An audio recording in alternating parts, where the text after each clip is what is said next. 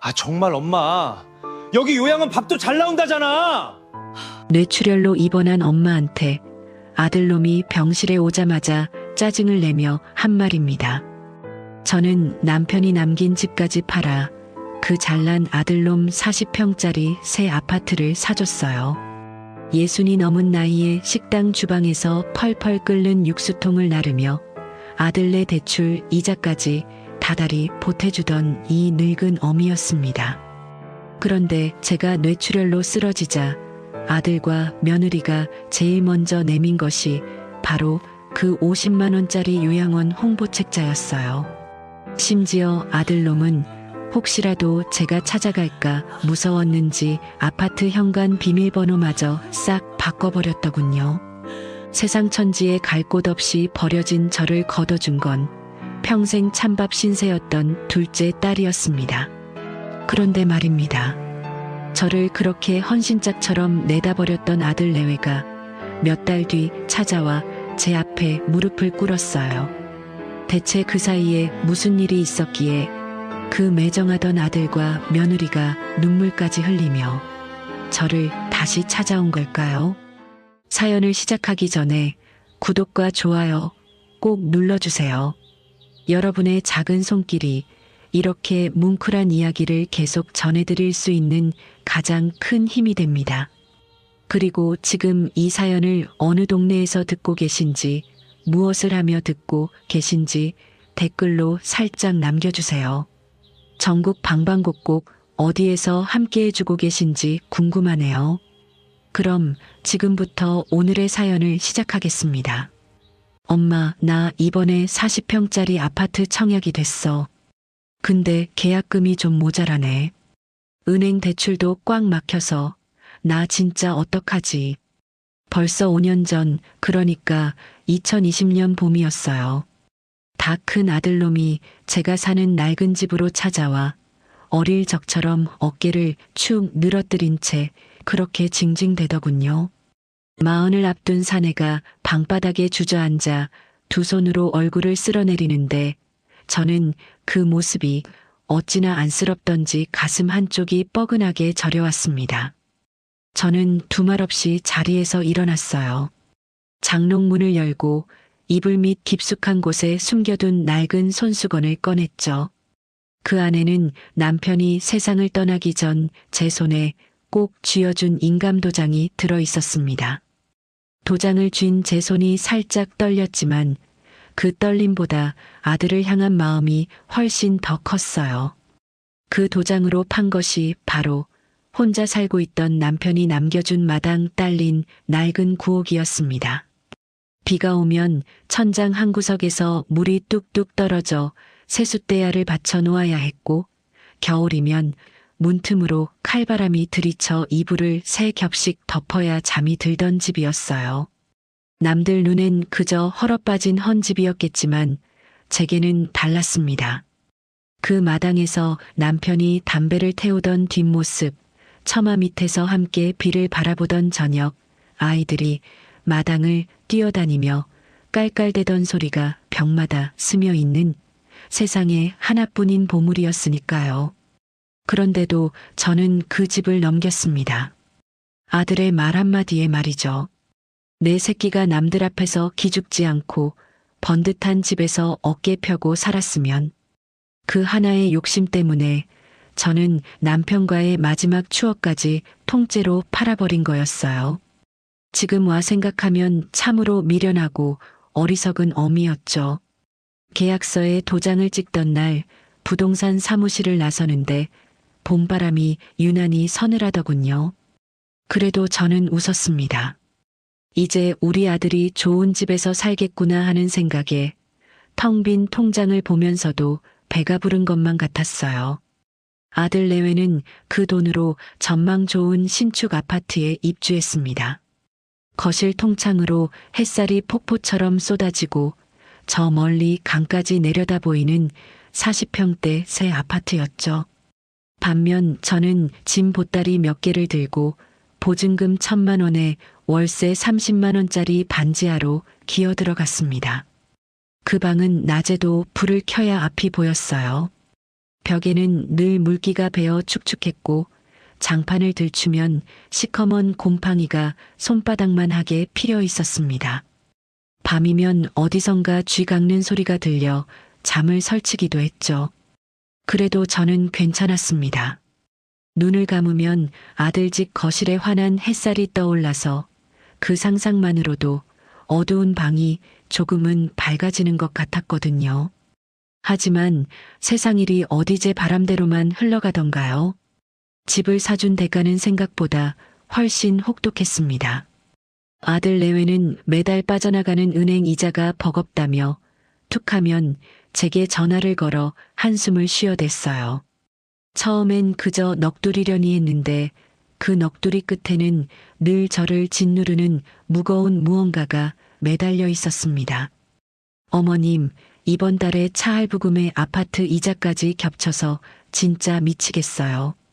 남편은 남편대로 힘들다고 하고 저 아무래도 밤에 부업이라도 알아봐야 할까 봐요. 며느리가 전화기 너머에서 그렇게 앓는 소리를 낼 때마다 제 억장은 소리 없이 무너져 내렸어요. 자식이 힘들다는데 어느 부모가 두 다리 뻗고 잠이 오겠어요. 아들이 야윈 얼굴로 웃는 상상만 해도 밥이 목구멍으로 넘어가질 않더군요. 결국 저는 60이 훌쩍 넘은 나이에 동네 감자탕집 주방으로 출근을 시작했습니다. 새벽같이 나가 밤늦게까지 산더미처럼 쌓인 뚝배기를 씻고 또 씻었어요. 뜨거운 물에 손을 담그니 손끝이 퉁퉁 불어 쭈글쭈글해졌고 세제 때문에 손등은 쩍쩍 갈라져 피가 배어 나왔죠. 그 중에서도 제일 힘든 건 육수통이었습니다. 제 몸집만 한 커다란 통에 사골 국물이 펄펄 끓으면 저는 그걸 두 손으로 부여잡고 낑낑거리며 옮겼어요. 김이 확 올라와 얼굴이 벌겋게 익고 팔이 후들후들 떨렸습니다. 그렇게 하루를 마치고 반지하로 돌아오면 손목이 끊어질 듯 아파서 밤새 끙끙 앓았어요. 파스를 겹겹이 붙여도 소용이 없었죠.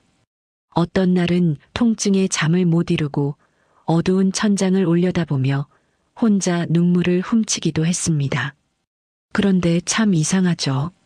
그 아픈 손목으로 통장을 정리하고 아들네 대출 이자에 보태라며 몇십만 원을 붙일 때면 신기하게도 아픈 게 조금 가시는 것 같았어요.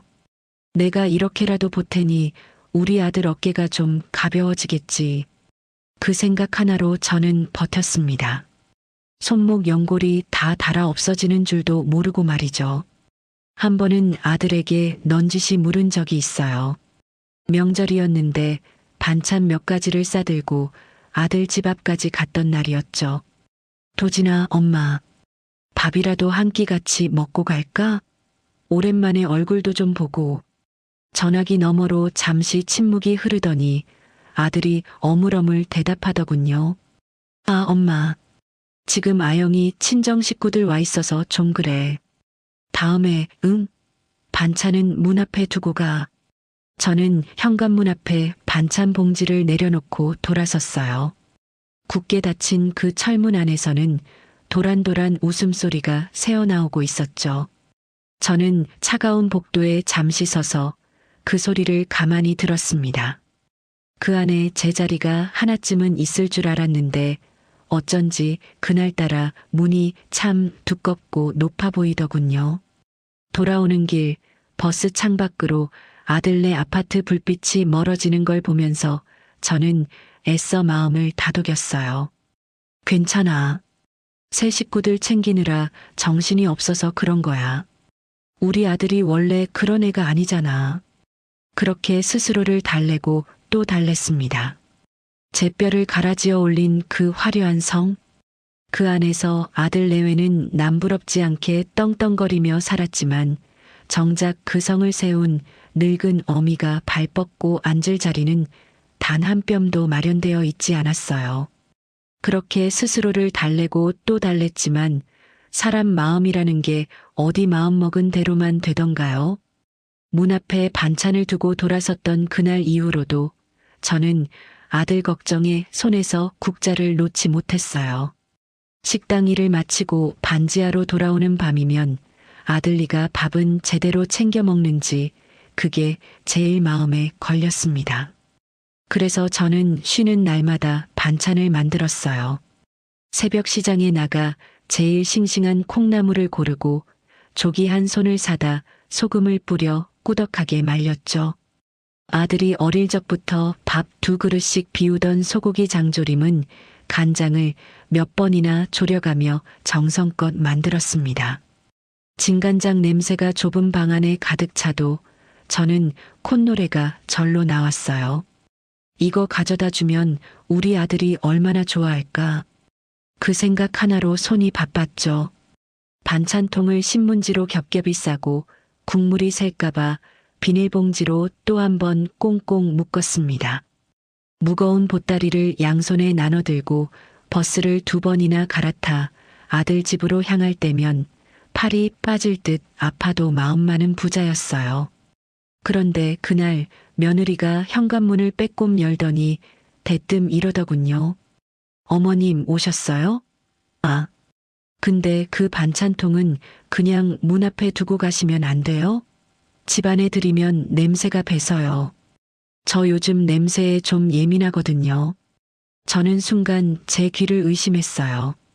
신발 벗고 들어오라는 말은커녕 정성껏 싸온 반찬을 마치 짐짝대하듯 문 밖에 두고 가라니. 그래도 저는 애써 웃으며 봉지를 내려놓았습니다. 그래, 요즘 젊은 사람들은 냄새에 예민하다더라 하면서 스스로를 다독였죠. 그런 날이 몇 번이나 반복됐지만 저는 늘 문 앞에 반찬만 놓고 돌아섰어요. 그러다 오랜만에 아들이 엄마 얼굴이나 보게 잠깐 들어와 하고 말해준 날이 있었습니다. 저는 그 한마디가 어찌나 반갑던지 얼른 신발을 벗고 부엌으로 들어가 소매부터 걷어붙였어요. 며느리 힘들까봐 쌓여있던 설거지라도 해주고 가려던 거였죠. 그런데 개수대 옆 음식물 쓰레기를 모아두는 통을 열었다가 저는 그만 그 자리에 얼어붙고 말았습니다. 그 안에 제가 며칠 전 갖다 준 소고기 장조림이 통째로 쏟아부어져 있더군요. 딸려보낸 조기까지 손 한 번 안 댄 채로요. 며칠 밤을 졸이고 또 졸여 만든 반찬이 다른 음식물 찌꺼기들과 뒤섞여 시큼한 냄새를 풍기고 있었어요. 저는 젖은 고무장갑을 낀 채로 한참을 그 통만 내려다봤습니다. 가슴 한복판이 뻥 뚫린 것처럼 허해서 숨조차 제대로 쉬어지질 않더군요. 입에 안 맞았으면 남을 죽이라도 하지. 이걸 이렇게 버렸구나. 그때 등 뒤에서 며느리 목소리가 들렸어요. 어머님, 그거 상해서 버린 거예요. 저희가 요즘 바빠서 못 먹었더니. 앞으로는 반찬 안 해오셔도 돼요. 저희 밖에서 사 먹는 게 편해서요. 상했다니요. 진간장에 그렇게 짜게 졸인 장조림이 며칠 만에 상할 리가 없다는 걸 저도 알고 며느리도 알았어요. 그저 손도 대기 싫어버렸다는 말을 그렇게 애둘러 하는 거였죠. 저는 아무 말도 못하고 고무장갑을 벗어 조용히 개수대 위에 걸어두었습니다. 그러고는 그래 바쁜데 뭐라고 웃어 보였어요. 속은 새까맣게 타들어가는데 아들 앞이라 차마 얼굴을 구길 수가 없더군요. 돌아오는 길에 문득 지난 겨울 일이 떠올랐습니다. 날이 무척 추웠던 어느 날 저는 아들이 감기라도 걸릴까봐 두꺼운 내복을 사서 집 앞까지 갔었어요. 그런데 마침 온 가족이 캐리어를 끌고 나오더군요. 사위가 처가 식구들 모시고 따뜻한 나라로 여행을 간다며 며느리가 친정 엄마 팔짱을 끼고 환하게 웃고 있었죠.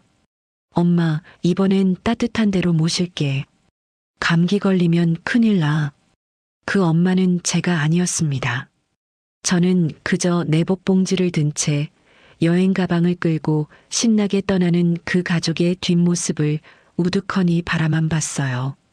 제 손에 들린 싸구려 내복이 어찌나 초라해 보이던지 얼른 봉지를 등 뒤로 감춰버렸습니다. 며느리는 제 친정 부모에게는 철마다 여행을 보내드리고 좋은 옷에 좋은 음식을 대접했어요. 그러면서도 정작 저에게는 반찬통 하나 집안에 드리는 것조차 아까워했던 겁니다. 그런 일들이 하나둘 쌓여갔지만 저는 여전히 미련한 어미였어요. 며느리가 반찬을 버려도 입맛이 없나 보다 했고 저를 문 앞에 세워둬도 요즘 애들이 다 그렇지 했습니다. 아들 얼굴에 그늘 한 점 지는 게 싫어서 저는 제 서러움을 자꾸만 안으로 삼켰어요. 목구멍까지 차오르는 서운함을 꾹꾹 눌러 담으며 내 새끼만 잘 살면 됐지 하고 또 한 번 저를 속였죠. 하지만 그렇게 애써 눌러둔 서러움도 밤이 되면 스멀스멀 기어 나오더군요. 그날 밤 저는 반지하 방 한구석에 쪼그리고 앉아 아들 주려고 남겨뒀던 반찬 그릇을 물끄러미 바라봤습니다. 이젠 갖다 줘도 음식물통으로 갈 걸 아니까 도무지 손이 떨어지질 않더군요. 눈물 한 방울이 툭 하고 그릇 위로 떨어졌어요. 그래도 저는 이를 악물고 다시 마음을 다잡았습니다. 괜찮아. 며느리가 아직 나를 잘 몰라서 그래. 시간이 지나면 정도 들고 언젠간 나를 진짜 어머니로 봐주겠지. 그렇게 저는 손도 안 댄 채 버려진 반찬을 떠올리면서도 여전히 헛된 희망을 붙들고 있었어요. 그 희망이 얼마나 부질없는 것인지도 모른 채 말이죠. 그렇게 저는 아들을 향한 헛된 희망을 붙들고 살았지만 정작 그 곁에는 늘 조용히 저를 지켜보는 아이가 하나 있었어요. 바로 제 둘째 딸 연수였습니다. 부끄러운 이야기지만 저는 평생 그 아이를 뒷전으로 밀어두고 살았어요. 연수는 어릴 적부터 손이 안 가는 아이였습니다. 오빠가 학원에 다닐 때 연수는 참고서 한 권 사달라는 말도 못하고 보던 헌책으로 공부했어요. 그러면서도 성적은 늘 반에서 앞자리를 놓치지 않았죠. 담임 선생님이 저를 부르시더니 어머니, 연수는 머리가 아까운 아이예요. 꼭 대학 보내세요 하고 신신당부까지 하셨습니다. 하지만 저는 그 아이를 대학에 보내지 못했어요. 아들 도진이 대학에 다니는데 등록금에 하숙비까지 도무지 감당이 안 되던 시절이었습니다. 두 아이를 다 가르칠 형편이 못 되니 저는 미련하게도 아들 쪽을 택했어요. 아들이 잘 돼야 집안이 산다는 낡은 생각에 사로잡혀 딸의 앞날을 제 손으로 접어버린 거였죠. 대학에 붙은 날 연수는 아무 말도 하지 않았습니다. 그저 방으로 들어가 한참을 나오지 않더니 다음 날 아침 붉게 부은 눈으로 이렇게 말하더군요. 엄마, 나 대학 안 가도 돼. 오빠 공부시켜. 나는 돈 벌게. 그러고는 19 어린 나이에 지방의 작은 부품 공장에 들어갔어요. 기름 냄새 나는 작업복을 입고 하루 종일 서서 부품을 조립하며 손끝이 다 갈라지도록 일했습니다. 그렇게 번 돈을 꼬박꼬박 모아 오빠 등록금이며 하숙비에 보탰죠. 제 언니 노릇은커녕 어린 동생이 오빠 뒷바라지를 한 거였어요. 그런데도 저는 그 고마움을 제대로 표현한 적이 없었습니다. 명절에 연수가 손에 뭘 사들고 와도 제 입에서 먼저 나오는 말은 늘 아들 이야기뿐이었어요. 내 오빠는 요즘 회사에서 잘 나간다더라. 내 오빠가 이번에 승진했다더라. 딸이 몇 시간을 버스 타고 왔는지는 묻지도 않고 말이죠. 그날도 그랬습니다. 오랜만에 연수가 반지하 방에 찾아왔어요. 아이는 들어서자마자 제 발부터 유심히 보더군요. 제가 신고 다니던 신발은 밑창이 다 닳고 한쪽 옆구리가 터져 청테이프를 붙여둔 낡은 운동화였어요. 식당 주방에서 무리를 하다 보니 신발이 성할 날이 없었죠. 연수는 가방에서 신발 상자를 하나 꺼냈습니다. 엄마, 이거 신어. 발 편한 걸로 골랐어. 엄마 맨날 서서 일하잖아. 발 아프면 큰일 나. 상자를 열어보니 폭신폭신한 새 운동화가 들어 있었어요. 아이가 얼마나 고심해서 골랐는지 제 발 사이즈까지 정확히 맞춰온 거였죠. 저는 그 신발을 손에 들고 순간 코끝이 찡해졌습니다. 이 아이가 공장에서 그 고생을 하며 번 돈으로 제 신발을 사왔구나 싶어서요.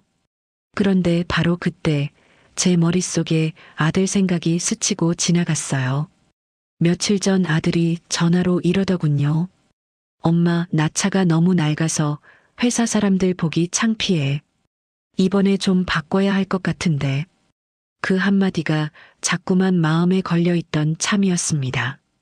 저는 그만 그새 신발 상자를 슬며시 도로 닫았어요.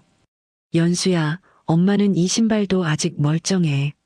아까워서 어디 신고 다니겠니? 이거 엄마가 환불해서 쓰면 안 될까? 내 오빠가 차를 바꾼다는데 엄마가 몇 푼이라도 보태주고 싶어서 그래. 그 말을 내뱉는 순간 연수의 얼굴이 하얗게 굳는 게 보였어요. 아이는 한동안 아무 말도 못하고 저를 바라만 봤습니다. 그 눈에 서서히 물기가 차오르는데 저는 차마 그 눈을 똑바로 볼 수가 없었어요. 엄마. 연수가 어렵게 입을 뗐습니다. 목소리가 가늘게 떨리고 있었죠. 그 신발은 그냥 엄마 신으면 안 돼? 나 엄마 발 아픈 게 속상해서 산 거야. 오빠는 새 차 살 돈도 있잖아. 근데 엄마는 왜 맨날 오빠, 오빠야? 저는 아무 대답도 하지 못했어요. 아이의 말이 하나도 틀린 게 없었으니까요. 하지만 그 순간에도 제 미련한 마음은 아들 쪽으로 기울어 있었습니다. 결국 저는 그 신발을 환불했고 그 돈에 제 쌈짓돈을 조금 더 보태 아들 통장으로 붙여주었어요. 연수는 그날 저녁 밥도 제대로 먹지 못하고 돌아갔습니다. 현관을 나서던 아이의 뒷모습이 어찌나 쓸쓸하던지요. 그 작은 어깨가 축 처진 채로 어두운 골목을 걸어가는데 저는 방문을 붙잡고 서서 그 뒷모습을 오래도록 바라봤어요. 불러 세우고 싶었지만 입이 떨어지질 않더군요. 그날 밤 저는 좀처럼 잠을 이룰 수 없었습니다. 연수가 어릴 적 헌 책을 끌어안고 공부하던 모습이며 19의 작업복을 입고 공장으로 향하던 뒷모습이 자꾸만 눈앞에 어른거렸어요. 이 아이가 나한테 뭘 그렇게 바란 것도 아닌데 나는 어쩌자고 이 착한 딸의 마음까지 짓밟았을까. 가슴이 미어졌지만 그때만 해도 저는 몰랐습니다. 제가 평생 찬밥처럼 밀어두었던 이 딸이 훗날 저에게 어떤 존재가 될지를요. 그저 그날 밤 저는 빈 신발 상자를 끌어안고 소리 죽여 울었을 뿐이었어요. 그날 밤 빈 신발 상자를 끌어안고 울었지만 날이 밝으면 저는 또 아무 일 없었다는 듯 낡은 운동화를 신고 새벽같이 감자탕집 주방으로 향했죠. 딸에게 미안한 마음은 마음이고 아들에게 한 푼이라도 더 보내려면 저는 계속 일을 해야만 했으니까요. 그의 여름은 유난히 더웠습니다. 주방 안은 그야말로 한증막이었어요. 커다란 가마솥 여러 개에서 사골 국물이 온종일 펄펄 끓어대니 등줄기로 땀이 비 오듯 흘렀죠. 그래도 저는 손을 쉬지 않았습니다. 점심때가 되면 손님이 물밀듯 밀려들어 뚝배기 나가는 속도를 도무지 따라잡을 수가 없었어요. 그날도 점심 장사가 한창이었습니다. 주방 이모가 다급하게 저를 부르더군요. 순옥 언니, 저기 육수 좀 큰 통에 옮겨줘요. 빨리요. 저는 앞치마에 손을 대충 닦고 김이 펄펄 오르는 커다란 육수통 손잡이를 두 손으로 부여잡았어요. 그 통이 어찌나 무겁던지 제 몸짓만 했습니다. 이를 악물고 통을 들어 올리는데 뜨거운 김이 얼굴로 확 끼쳐 올라왔어요. 팔이 후들후들 떨리고 손목이 끊어질 듯 아팠죠. 그래도 저는 조금만 더 하며 발을 옮겼습니다. 그 무거운 통을 옆 화구까지 옮기려던 바로 그 순간이었어요. 갑자기 뒤통수가 쩍 하고 갈라지는 것 같았습니다. 망치로 머리를 세게 얻어맞은 것처럼 뒷골이 쨍하게 울리더니 눈앞이 하얗게 번쩍했어요. 순간 세상이 빙글빙글 돌기 시작하는데 다리에 힘이 쭉 빠져나갔습니다. 손에 쥔 육수통 손잡이가 스르르 미끄러졌어요. 언니, 언니. 주방 이모의 다급한 목소리가 저 멀리서 웅웅거리며 들려왔습니다. 뜨거운 국물이 바닥에 콸콸 쏟아지는 소리, 뚝배기가 요란하게 부딪히는 소리, 그리고 누군가 비명을 지르는 소리가 뒤엉켜 들리는데 이상하게도 제 몸은 아무 힘도 쓸 수가 없었어요. 저는 그대로 미끄러운 주방 바닥에 풀썩 쓰러지고 말았습니다. 바닥에 뺨을 댄 채 저는 흐릿한 눈으로 주방 천장을 올려다봤어요. 말을 하고 싶은데 입이 떨어지질 않았습니다. 손을 뻗고 싶은데 손가락 하나 까딱할 수가 없었어요.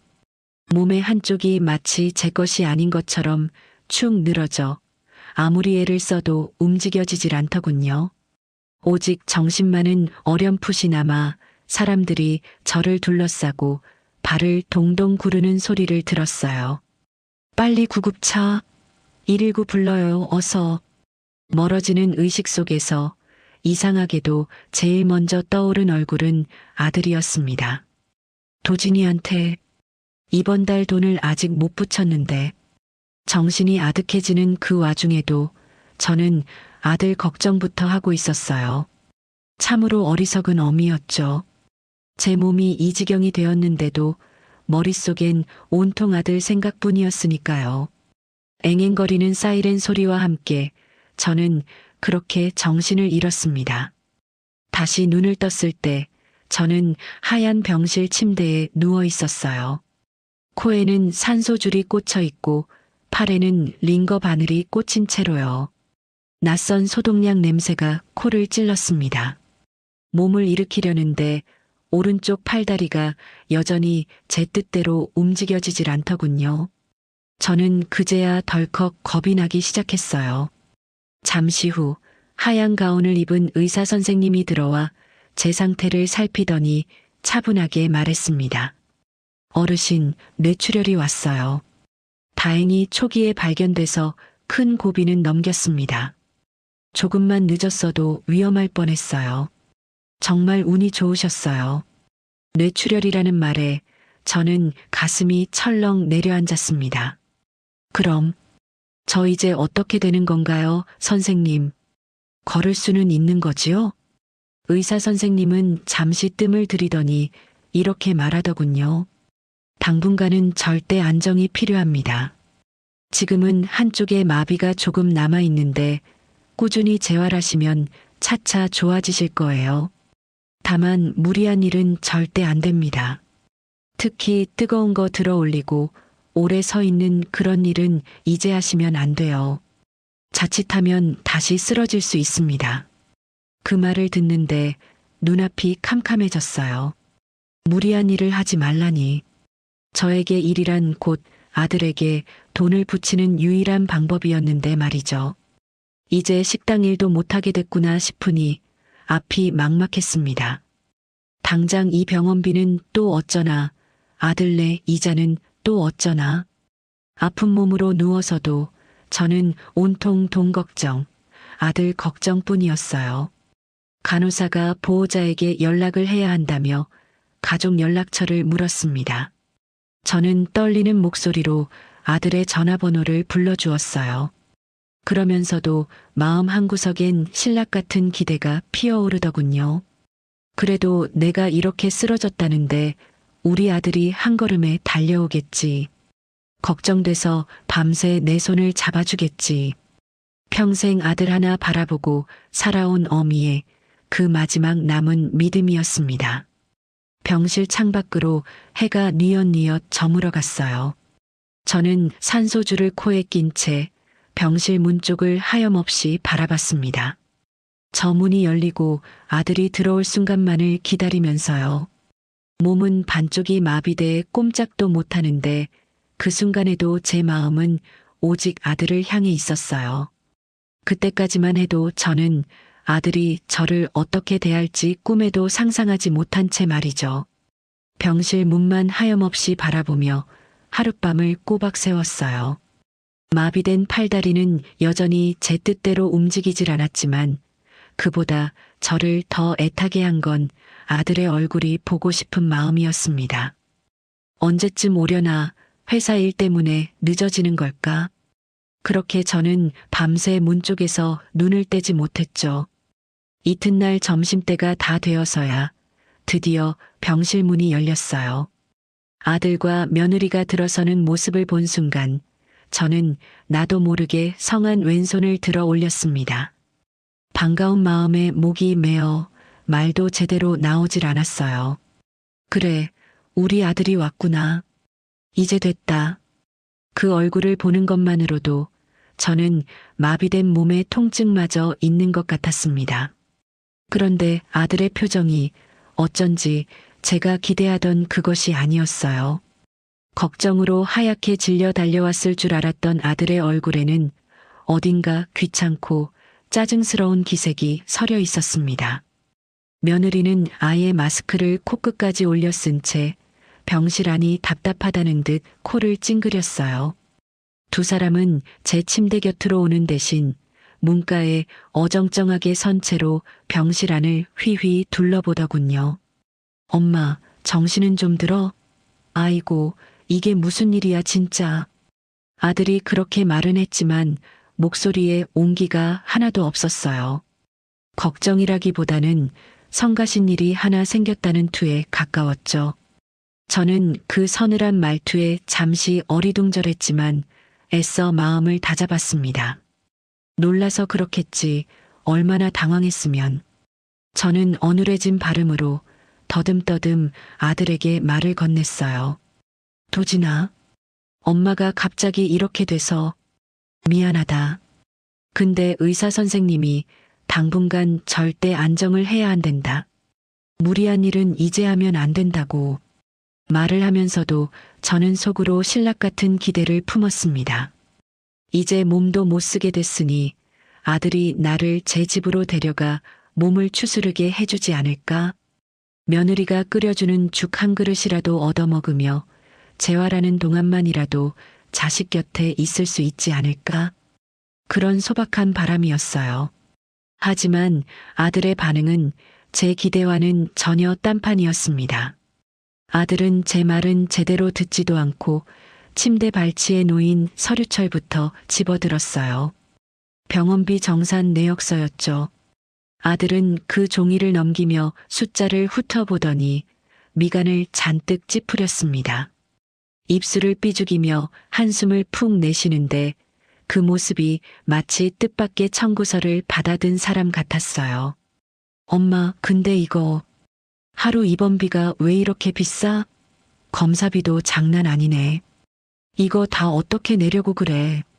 저는 순간 가슴이 철렁 내려앉았습니다. 쓰러진 어미의 손을 잡아주기는커녕 아들의 입에서 제일 먼저 나온 말이 돈 걱정이었으니까요. 그것도 제 몸을 걱정하는 게 아니라 그 돈이 자기 주머니에서 나갈까봐 미리 재는 눈치였어요. 저는 뭐라 대답을 해야 할지 몰라 그저 어눌한 입만 달싹였습니다. 그때 아들이 서류철을 탁 내려놓더니 결정적인 한마디를 던졌어요. 엄마, 보험은 들어둔 거 있지? 실비보험 같은 거. 그거라도 있어야 이걸 감당하지. 안 그러면 이거 다 생돈으로 나가는 거잖아. 보험이라는 그 말이 제 가슴에 대못처럼 박혔습니다. 저는 평생 아들 뒷바라지하느라 제 앞으로 보험 하나 변변히 들어둔 게 없었어요. 그 몇 푼조차 아까워서 아들 이자에 보태느라 다 붙여버렸으니까요.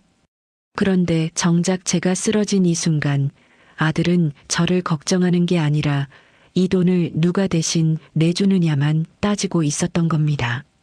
엄마가 미안한데 보험은 따로 들어둔 게 없다. 제가 기어들어가는 목소리로 그렇게 대답하자 아들과 며느리가 서로 눈빛을 주고받는 게 보였어요. 며느리는 들으라는 듯 낮게 한숨을 내쉬고는 아들의 옷소매를 슬쩍 잡아당겼습니다. 여보, 잠깐 나와봐. 저기 밖에서 얘기 좀 해. 두 사람은 저를 침대에 홀로 남겨둔 채 병실 밖 복도로 나가버렸어요.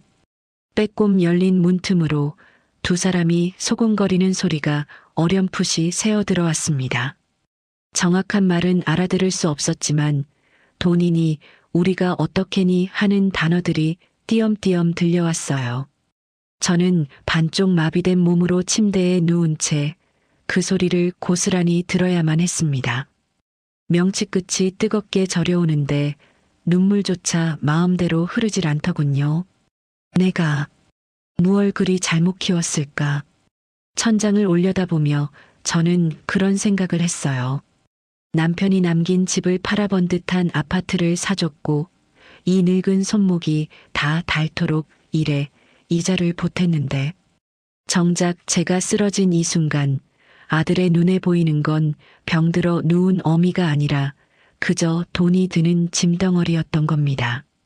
한참 만에 두 사람이 다시 병실로 들어왔어요. 아들은 어딘가 결심한 듯한 표정이었고 며느리는 그런 아들을 힐끔거리며 뒤따라 들어왔습니다. 아들이 제 침대 곁으로 다가오더니 평소와는 다른 조심스러운 목소리로 입을 열더군요. 엄마, 우리가 상의를 좀 해봤는데 엄마 퇴원하면 말이야. 거기까지 말한 아들이 어쩐지 뒷말을 얼른 잊지 못하고 머뭇거렸어요. 그 순간 저는 아들의 그 어색한 표정 속에서 무언가 서늘한 예감을 느꼈습니다.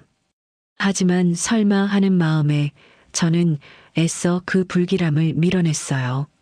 아무리 그래도 제 배 아파 낳은 자식인데 설마 못할 짓이야 하겠나 싶어서요. 그때까지만 해도 저는 아들이 무슨 말을 꺼내려는지 짐작조차 하지 못한 채 그저 순한 눈으로 아들의 다음 말을 기다리고 있었습니다. 그날 아들은 끝내 뒷말을 잊지 못하고 엄마 몸부터 추스르고 얘기하자며 얼버무린 채 돌아갔어요. 저는 그 어색했던 표정이 내내 마음에 걸렸지만 애써 좋게 생각하려 했습니다. 재활 치료를 받는 동안 저는 하루하루 조금씩 손끝에 힘이 돌아오는 걸 느끼며 퇴원할 날만 기다렸어요. 그렇게 2주쯤 지났을까요? 드디어 퇴원하는 날이 밝았습니다. 아직 오른쪽 다리를 절긴 했지만 저는 벽을 짚으며 혼자 화장실도 가고 숟가락질도 할 수 있게 됐어요. 의사 선생님은 집에서 무리하지 말고 푹 쉬면서 재활만 꾸준히 하시면 된다고 했습니다. 저는 짐을 챙기며 이제 아들네 집으로 갈 생각에 마음이 조금은 놓였어요. 몸 성해질 때까지만 자식 곁에서 신세 좀 지자 하는 마음이었죠. 퇴원 수속을 밟을 무렵 아들과 며느리가 병실로 들어왔습니다. 두 사람은 제 짐을 챙겨주는 대신 어딘가 어색한 얼굴로 침대 곁에 나란히 섰어요. 며느리는 유난히 배를 살살 쓸어내리며 아프다는 듯 미간을 찡그리고 있었죠. 아들은 손에 뭔가 반질반질한 종이 뭉치를 들고 있었는데 자꾸만 그걸 만지작거리며 제 눈치를 살피더군요. 엄마, 저기, 이거 한번 봐봐. 아들이 그 종이 뭉치를 제 무릎 위에 슬며시 내려놓았어요. 펼쳐보니 그건 아주 화려하고 알록달록한 홍보 책자였습니다. 넓은 정원에 햇살이 쏟아지는 사진, 하얀 침대가 가지런히 놓인 깨끗한 방 사진, 그리고 웃고 있는 노인들의 얼굴이 큼지막하게 박혀 있었죠. 맨 위에는 큼직한 글씨로 행복실버 요양원이라고 적혀 있었어요. 저는 처음엔 그게 무슨 뜻인지 얼른 알아차리지 못했습니다. 이게 뭐냐, 도진아? 제가 어리둥절한 얼굴로 묻자 아들이 헛기침을 두어 번 하더니 조심스레 입을 열었어요. 엄마, 그게 여기가 시설이 진짜 좋대. 공기도 맑고 밥도 영양사가 딱딱 맞춰서 잘 나오고 간병하시는 분들도 24시간 계셔서 엄마 몸도 잘 봐주신대. 재활도 여기서 하면 훨씬 빨리 좋아진다더라고. 아들의 말이 이어질수록 저는 무릎 위에 놓인 그 홍보 책자를 내려다보며 손끝이 서서히 차가워지는 걸 느꼈습니다. 요양원. 그 세 글자가 그제야 제 머릿속에 또렷하게 박혔어요. 아들은 저를 제 집으로 데려가려는 게 아니라 저를 이 낯선 시설에 맡기려는 거였습니다. 저는 믿기지가 않아서 떨리는 목소리로 되물었어요. 그러니까 나더러 집이 아니라 여기로 가라는 거니? 그때 옆에 서 있던 며느리가 배를 손으로 감싸며 힘없는 목소리로 끼어들었습니다. 어머님, 죄송해요. 제가 요즘 신경성 위염이 너무 심해서 병원에서 스트레스 받으면 큰일 난다고 그러더라고요. 어머님 모시고 싶은 마음은 굴뚝 같은데 저희 집에 오시면 제가 어머님 수발을 제대로 못 들 것 같아서요. 그러면 어머님만 더 불편하시잖아요. 말은 참으로 그럴듯했어요. 저를 위해서라는 듯 미안하다는 듯 고개를 조아리면서요. 하지만 그 말 속에 담긴 진짜 뜻을 저라고 어찌 모르겠습니까? 당신을 우리 집에 들이고 싶지 않다는 말을 위험이라는 핑계로 곱게 포장한 것뿐이었죠. 저는 마른 입술을 겨우 떼어 아들을 바라보며 물었어요. 돈은 어떻게 하고? 이런 데는 비싸지 않니? 그러자 아들이 기다렸다는 듯 홍보책자 한 귀퉁이를 손가락으로 짚으며 말하더군요. 그게 엄마, 여기가 또 착해. 이런 데 치고 진짜 싼 편이야. 한 달에 50만 원이면 된대. 우리 형편에도 그 정도는 어떻게든 맞출 수 있고 엄마도 거기서 편하게 지내고 응, 이게 서로한테 제일 나은 거야. 한 달에 50만 원. 아들은 그 금액을 마치 대단한 효도라도 되는 양 뿌듯한 얼굴로 말했습니다. 저를 요양원에 넣는데 드는 돈, 딱 그만큼이 아들이 어미에게 매길 수 있는 값이었던 거예요. 남편이 남긴 집을 팔아 40평 아파트를 사줬고 이 몸이 부서지도록 일해 이자를 보탰던 어미의 노후가 한 달에 50만 원짜리 종이 한 장으로 정리되고 있었습니다. 저는 그 화려한 홍보책자를 두 손으로 꽉 움켜쥐었어요. 반질반질한 종이가 제 손 안에서 구겨지며 서걱거리는 소리를 냈습니다. 가슴 밑바닥에서 뜨거운 것이 울컥 치밀어 올랐지만 저는 소리조차 내지 못했어요. 눈앞에 아들 얼굴이 뿌옇게 흐려졌다가 다시 또렷해지기를 반복했죠. 이게 정말 내 아들이 맞나, 내가 그토록 애지중지 키운 그 아이가 맞나 싶어서요.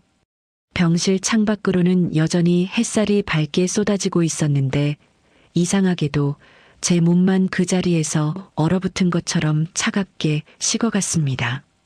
손 안에서 구겨진 홍보책자 위 활짝 웃고 있는 낯선 노인의 얼굴만이 그 순간 저를 물끄러미 마주보고 있었어요. 손 안에서 구겨진 홍보책자를 한참이나 내려다보다가 저는 겨우 고개를 들었어요.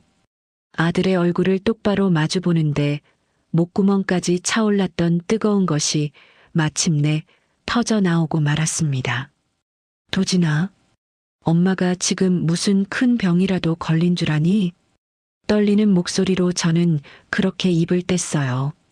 엄마 봐라. 밥도 이렇게 혼자 먹고 화장실도 혼자 가고 지팡이 짚으면 걷기도 한다.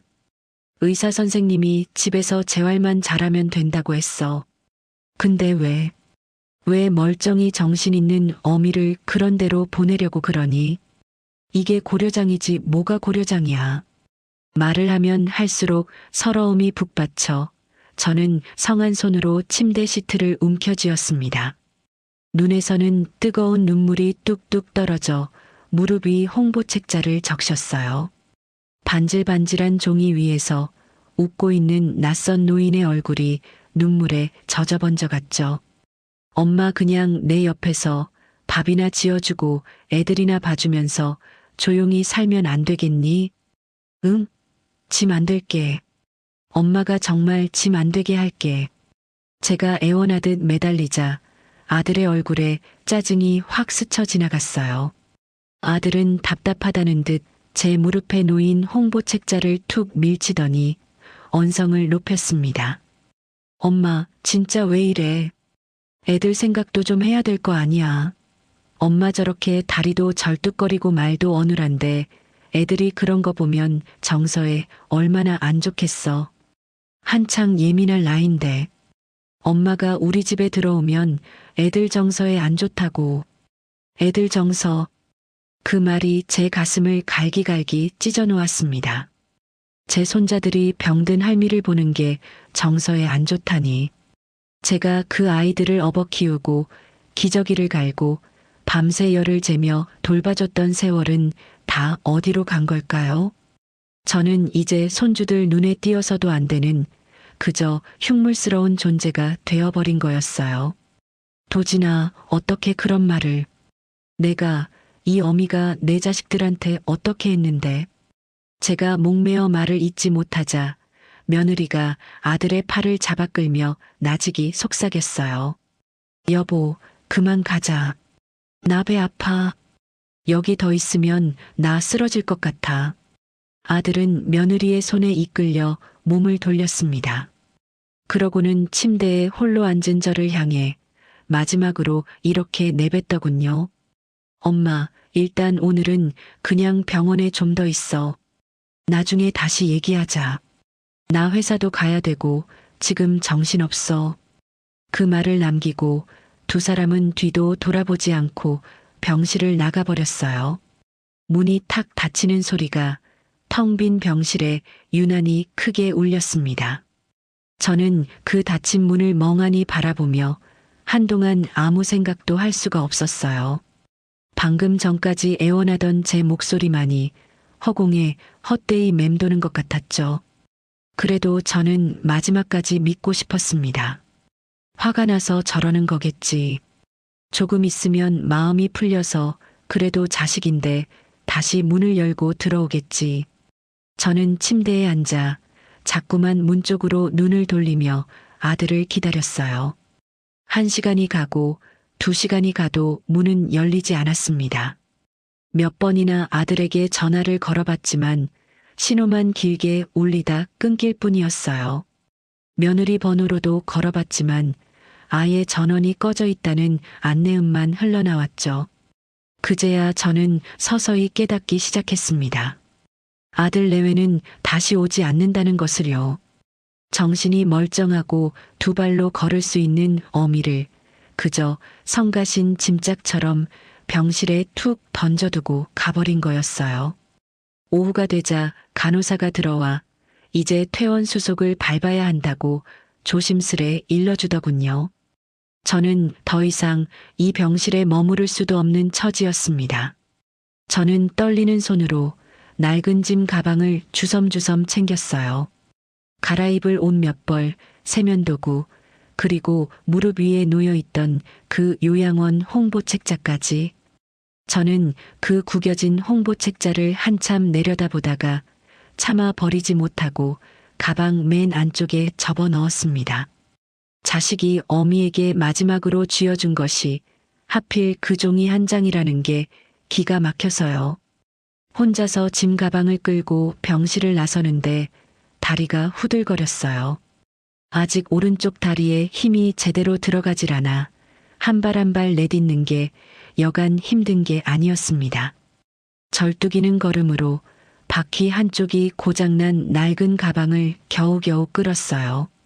드르륵 드르륵 가방이 바닥에 끌리는 소리만이 텅 빈 병원 복도에 쓸쓸하게 울려 퍼졌죠. 긴 복도는 어찌나 멀게만 느껴지던지요. 몇 걸음 못 가 저는 벽을 짚고 멈춰서서 가쁜 숨을 골라야 했습니다. 이마에는 식은땀이 송골송골 맺혔어요. 오가는 사람들이 절뚝이며 짐을 끄는 늙은 저를 힐끔거렸지만 아무도 선뜻 손을 내밀지는 않았습니다. 저는 그 시선들을 피해 고개를 푹 숙인 채 다시 무거운 가방을 끌었어요. 내가 어쩌다 이 지경이 됐을까? 한 발씩 겨우 옮기며 저는 속으로 그렇게 되뇌었습니다. 자식을 위해 평생을 다 바쳤는데 정작 병들고 나니 저를 마중 나올 사람 하나 없이 혼자 이 긴 복도를 걸어 나가고 있었으니까요. 서러움에 눈앞이 자꾸 흐려졌지만 저는 이를 악물고 눈물을 삼켰어요. 여기서 주저앉으면 정말로 아무도 저를 일으켜 세워주지 않을 것 같았거든요. 그렇게 저는 텅 빈 병원 복도를 홀로 절뚝이며 걸어 나갔습니다. 텅 빈 복도를 절뚝이며 걸어 나가는데 눈물이 앞을 가려 몇 번이나 벽을 짚고 멈춰 서야 했어요. 병원 로비에 다다랐을 무렵엔 다리가 후들거려 저는 결국 로비 한쪽 의자에 낡은 가방을 끌어안고 털썩 주저앉고 말았습니다. 이제 어디로 가야 하나? 이 몸으로 반지하 그 계단을 어떻게 내려가나? 막막함에 그저 멍하니 바닥만 내려다보고 있었죠. 바로 그때였어요. 저 멀리 로비 입구 쪽에서 누군가 제 이름을 다급하게 부르는 소리가 들렸습니다. 엄마, 엄마. 고개를 드니 딸 연수가 숨이 턱에 차서 저를 향해 달려오고 있었어요. 옷차림도 제대로 갖추지 못한 채 공장에서 입던 작업복 그대로였습니다. 얼마나 급하게 뛰어왔는지 이마엔 땀이 흥건하고 머리는 헝클어져 있었죠. 딸은 제 앞에 무릎을 꿇듯 주저앉더니 제 두 손을 와락 감싸쥐었어요. 엄마, 왜 여기 이러고 있어? 나한테 왜 연락 안 했어? 내가 얼마나 찾았는데. 알고 보니 연수는 아들에게서 전화 한 통을 받고 부랴부랴 달려온 거였어요. 나중에 들으니 아들은 연수에게 이렇게 말했다더군요. 엄마 병원에 있으니까 네가 알아서 좀 해. 나는 도저히 못 모셔. 그리고 엄마 우리 집엔 못 오니까 그렇게 알아. 그러면서 혹시라도 제가 찾아갈까봐 아파트 현관 비밀번호까지 싹 바꿔버렸다는 얘기도 연수를 통해 전해 들었습니다. 저는 그 말을 듣고 참았던 눈물이 다시 왈칵 쏟아지고 말았어요. 연수야, 엄마 집에 가는 것까지만 좀 도와주라. 이 다리로는 그 지하방 계단을 도저히 못 내려가겠어서. 제가 어눌한 발음으로 그렇게 흐느끼자 연수는 고개를 세차게 저었어요. 엄마, 그게 무슨 소리야? 그 눅눅한 반지하에 이 몸으로 어떻게 혼자 있어? 비 오면 곰팡이 피고 계단도 그렇게 가파른데 거기서 엄마 혼자 쓰러지기라도 하면 어쩌려고. 안 돼. 나랑 같이 가, 우리 집으로. 좁아도 괜찮아. 내가 엄마 모실게. 그렇게 저는 평생 찬밥처럼 밀어두었던 그 딸의 손에 이끌려 딸의 집으로 갔어요. 연수가 사는 곳은 몸 하나 겨우 누일 수 있는 작은 월세방이었습니다. 방 한 칸에 부엌이 딸린 오래된 다세대 주택 꼭대기 층이었죠.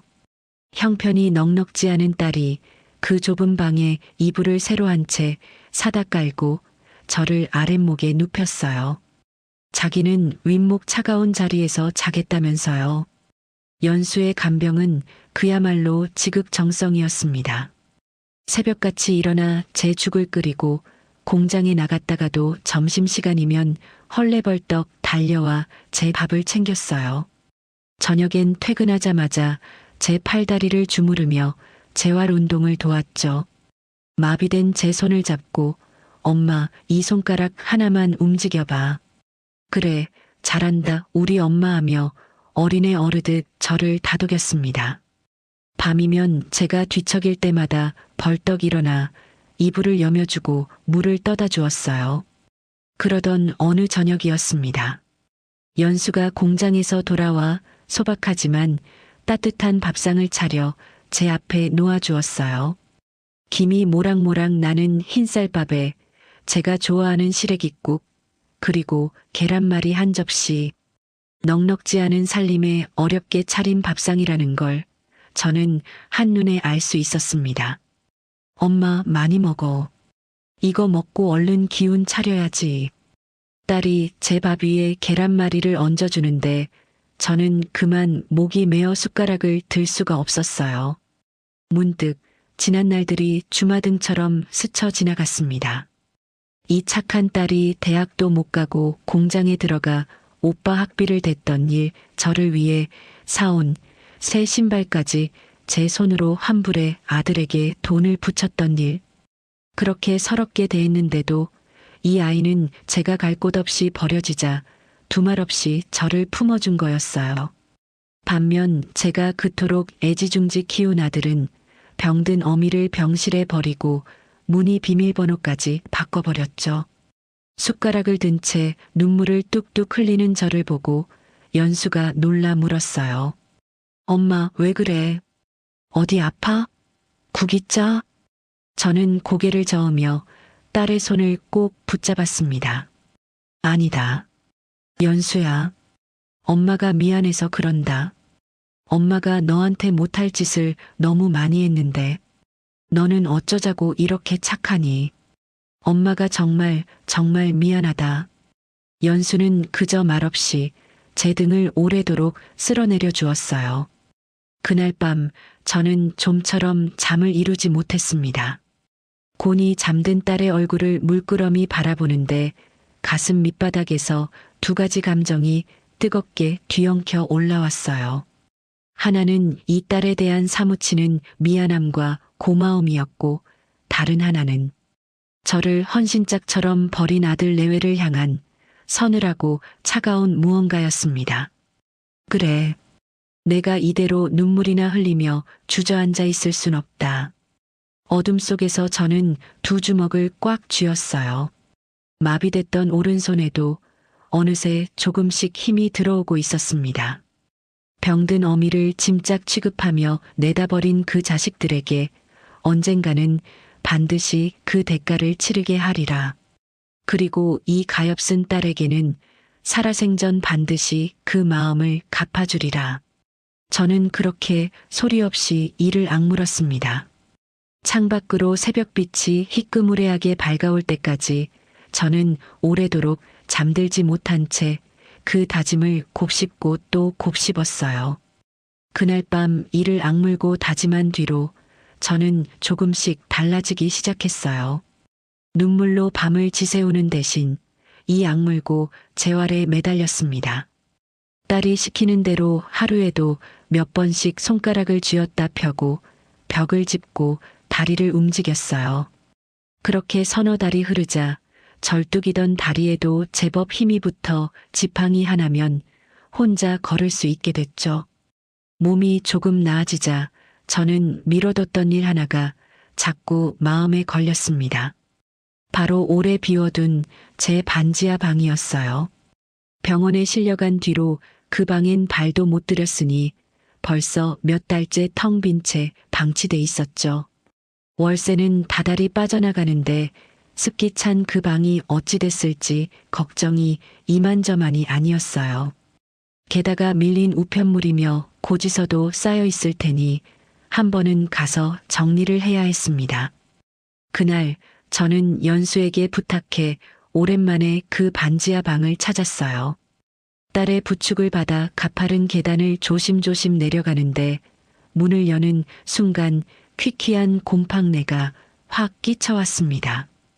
몇 달을 사람 손을 안 타니 벽엔 곰팡이가 더 시커멓게 번져 있고 방바닥엔 먼지가 뽀얗게 내려앉아 있었죠. 저는 한숨을 푹 내쉬고는 딸과 함께 팔을 걷어붙이고 청소를 시작했어요. 걸레질을 하고 창문을 열어 눅눅한 공기를 빼내고 밀린 짐들을 정리하는데 우편함에 우편물이 잔뜩 쌓여 있는 게 눈에 들어왔습니다. 저는 그 뭉치를 주섬주섬 집어들었어요. 대부분은 광고 전단이나 공과금 고지서였죠. 그것들을 하나하나 넘기던 제 손이 어느 순간 뚝 멈췄습니다. 전단지들 사이에 유독 눈에 띄는 노란 봉투 하나가 끼어 있었어요. 여느 우편물과는 다르게 겉면에 관공서 도장이 큼직하게 찍혀 있었습니다. 겉봉에는 토지보상 관련 안내라는 글자가 또렷하게 인쇄돼 있었죠. 등기로 온 걸 그동안 못 받아 이렇게 안내문이 꽂혀 있던 거였어요. 저는 그게 무슨 소린가 싶어 떨리는 손으로 봉투를 뜯었습니다. 서류를 읽어 내려가는데 저는 그만 제 눈을 의심하고 말았어요. 그 서류에는 죽은 남편이 생전에 남겨둔 땅에 관한 이야기가 적혀 있었습니다. 남편이 젊은 시절 시골 고향에 헐값으로 사두었던 땅이었어요. 아무짝에도 쓸모가 없어 팔지도 못하고 그냥 묵혀두었던 그 땅. 돌멩이만 잔뜩 박혀 나무 한 그루 제대로 못 심던 마을 뒤편의 돌산 3,000평이었죠. 저희 부부는 살아생전 그 돌산을 두고 늘 한숨만 쉬었었습니다. 여보, 저 돌산은 팔리지도 않고 세금만 나가니 이거 참 골칫덩어리네. 남편은 살아계실 때 그렇게 말하곤 했어요. 저 역시 그 땅을 그저 애물단지로만 여겼습니다. 심어도 뭐가 자라질 않으니 그저 버려둔 땅이나 다름없었으니까요.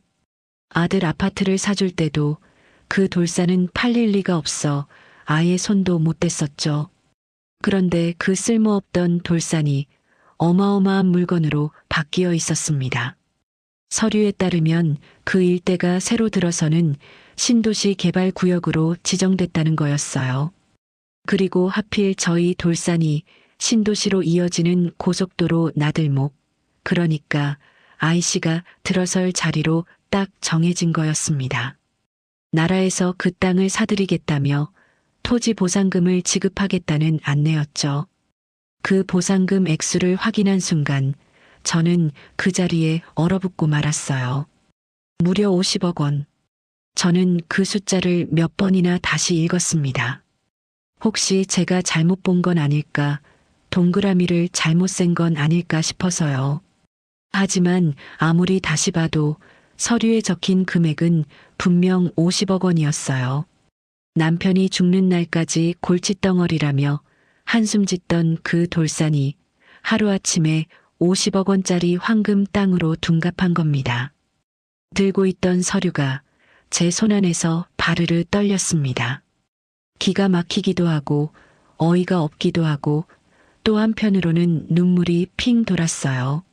남편이 살아서 이 소식을 들었다면 얼마나 좋아했을까. 평생 가난에 허덕이며 그 땅 하나 때문에 세금 걱정으로 밤잠 설치던 그 사람이 떠올라 가슴이 먹먹해졌습니다. 엄마, 왜 그래? 무슨 안 좋은 일이야? 곁에서 걸레를 빨던 연수가 제 표정이 심상치 않자 걱정스레 물었어요. 저는 얼른 정신을 차리고 그 서류를 가방 깊숙이 챙겨 넣었습니다. 그러고는 애써 아무렇지 않은 척 아니다. 별거 아니야. 옛날 세금 고지서더라 하고 얼버무렸어요. 아직은 이 엄청난 사실을 함부로 입 밖에 낼 때가 아니라는 걸 저는 본능적으로 직감했거든요. 돌아오는 길 저는 딸의 낡은 경차 안에서 창밖을 바라보며 골똘히 생각에 잠겼습니다. 아무도 거들떠보지 않던 그 버려진 돌산이 이제 제 인생을 통째로 뒤바꿀 열쇠가 되어 제 손안에 들어와 있었어요. 저는 가방 안에 넣어둔 노란 봉투를 지그시 손으로 눌러보았습니다. 그 얇은 종이 한 장의 무게가 어쩐지 천근만근처럼 묵직하게 느껴지더군요. 며칠 동안 저는 그 노란 봉투를 가방 깊숙이 넣어둔 채 혼자 속을 끓였어요. 밤이면 딸이 잠든 사이 몰래 서류를 꺼내 몇 번이고 다시 읽으며 이 50억 원을 어찌해야 할지 곰곰이 생각했습니다. 그러다 저는 마음을 굳혔어요. 이 일은 세상에서 오직 한 사람에게만 털어놓기로요. 바로 저를 거둬준 딸 연수였습니다. 어느 조용한 밤 저는 연수를 앉혀놓고 그 서류를 조심스레 내밀었어요. 처음엔 그저 옛날 서류인 줄 알고 무심히 받아든 연수가 내용을 읽어내려가더니 두 눈이 점점 커지더군요. 엄마, 이거 진짜야? 50억? 연수는 믿기지 않는다는 듯 서류와 저를 번갈아 바라봤어요. 저는 딸의 손을 꼭 잡고 나직이 당부했습니다. 연수야, 이건 너하고 나만 아는 비밀이다. 절대 그 누구한테도, 특히 내 오빠 귀에는 절대로 들어가면 안 돼. 알겠지? 연수는 잠시 어리둥절해 하더니 곧 조용히 고개를 끄덕였어요.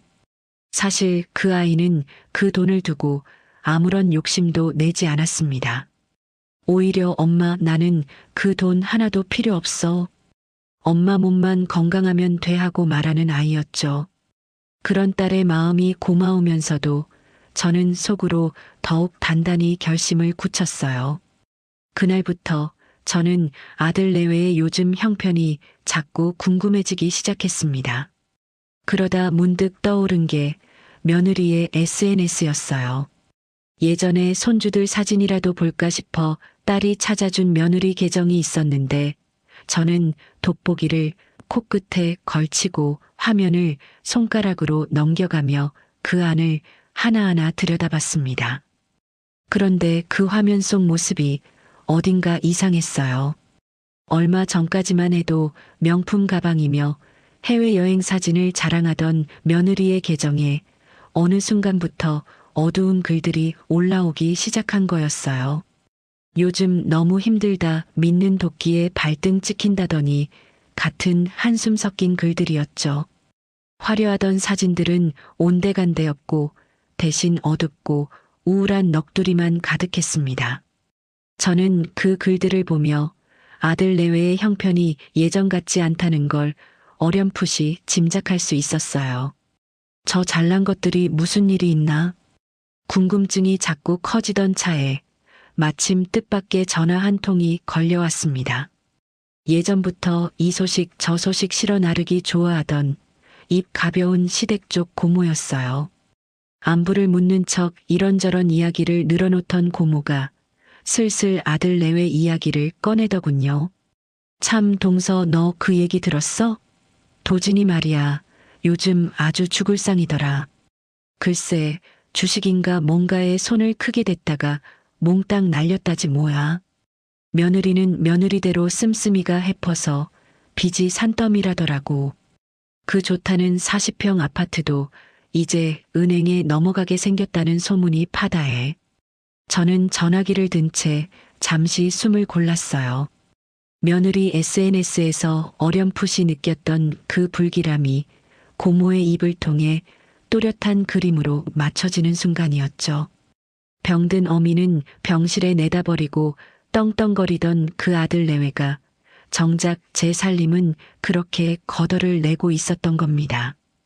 제가 뼈 빠지게 일해 사준 그 아파트마저 이제는 남의 손에 넘어갈 처지가 되어 있었어요. 그런데 고모의 이야기는 거기서 끝이 아니었습니다. 그리고 말이야, 며칠 전엔 도진이 내외가 나한테 슬며시 연락을 했더라고. 안부는 무슨, 대뜸 이러는 거야.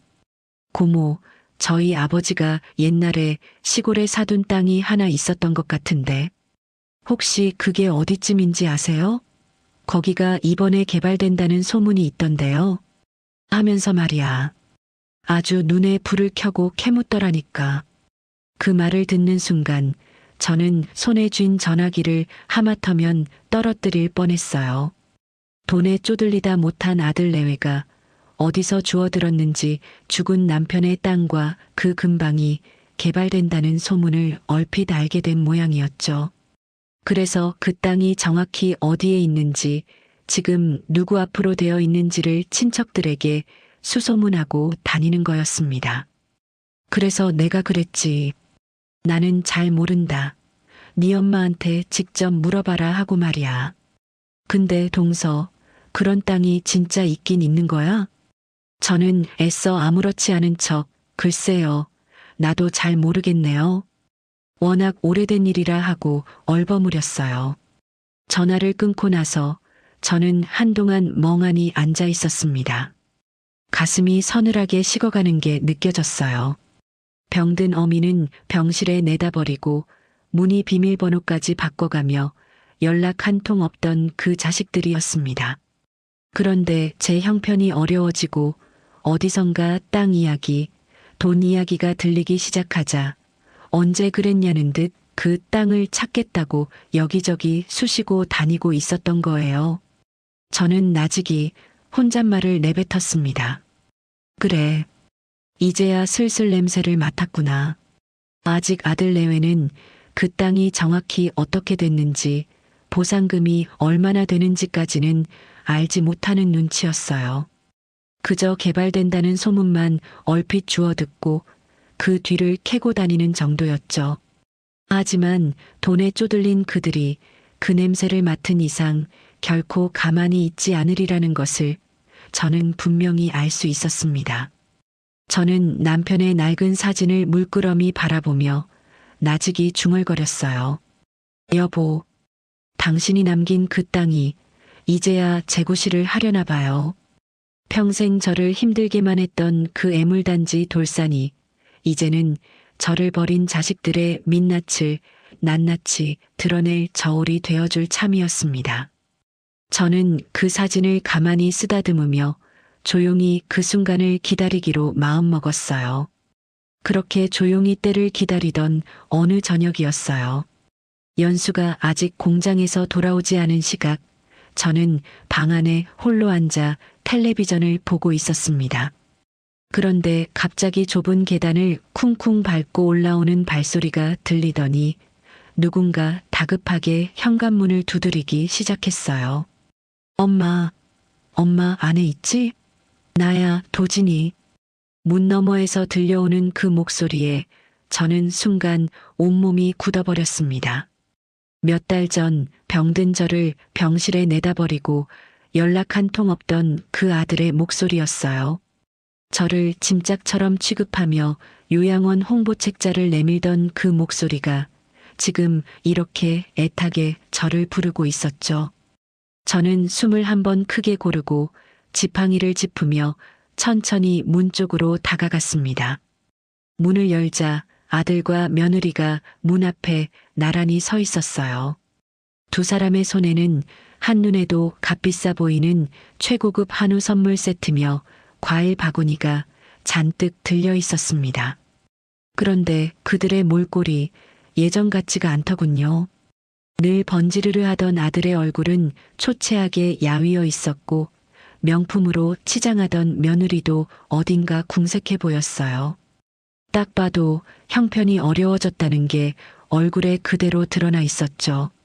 저를 보자마자 아들이 대뜸 그 자리에 털썩 무릎을 꿇었습니다. 엄마, 우리가 잘못했어. 정말 잘못했어. 아들은 제 다리를 붙잡고 어린애처럼 엉엉 울기 시작했어요. 며느리도 옆에서 눈물을 훔치며 연신 고개를 조아렸습니다. 좁은 단칸방 현관 앞에서 두 사람이 그렇게 눈물을 쏟아내는 광경은 참으로 기가 막혔어요. 엄마, 그동안 얼마나 고생했어. 내가 그때 제정신이 아니었나 봐. 회사 일이 하도 힘들고 정신이 없어서 엄마한테 못할 짓을 했어. 이 불효자식을 용서해줘. 응? 아들이 콧물까지 흘려가며 애원했지만 저는 그 눈물이 무엇을 위한 것인지 너무나 잘 알고 있었습니다. 몇 달 전 요양원에 가라며 매몰차게 돌아서던 그 얼굴, 손주들 정서에 안 좋다며 어미를 밀어내던 그 목소리, 그리고 어미가 찾아올까봐 현관 비밀번호까지 바꿔버리던 그 냉정함. 그런 사람이 하루아침에 뉘우쳐 무릎을 꿇을 리가 없었죠. 이건 다 그 50억이라는 돈 냄새를 맡고 달려온 하이에나의 눈물이었으니까요. 그때 며느리가 결정적인 말을 꺼냈어요.